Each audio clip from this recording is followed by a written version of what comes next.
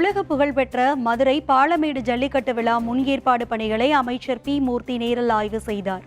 மதுரை மாவட்டத்தில் உலக புகழ்பெற்ற அலங்காநல்லூர் மற்றும் பாலமேடு ஜல்லிக்கட்டு விழாக்கள் ஜனவரி 15ஆம் தேதி பாலமேட்டிலும் 16ஆம் தேதி அலங்காநல்லூரிலும் சிறப்பாக நடைபெற உள்ளது.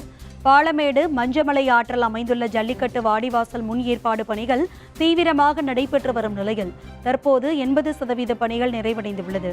ஜல்லிக்கட்டு விழாவை காணும் வகையில் பார்வையாளர்கள் மாடம், விழாமேடை மற்றும் தடுப்பு வேலைகள் உள்ளிட்டவைகள் அமைக்கும் பணிகளை அமைச்சர் மூர்த்தி, மதுரை மாவட்ட ஆட்சித்தலைவர் சங்கீதா மற்றும் சோழவந்தான் எம்எல்ஏ வெங்கடேசன் ஆகியோர் நேரில் ஆய்வு செய்தனர்.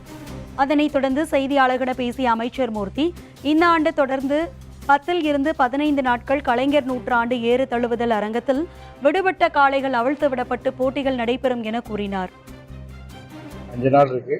அதுக்கு முன்னெச்சரிக்கையாக ஏற்பாடுகளை பார்வையிட வந்திருக்கோம். இந்த பணி ரொம்ப தீவிரமாக இருக்குது.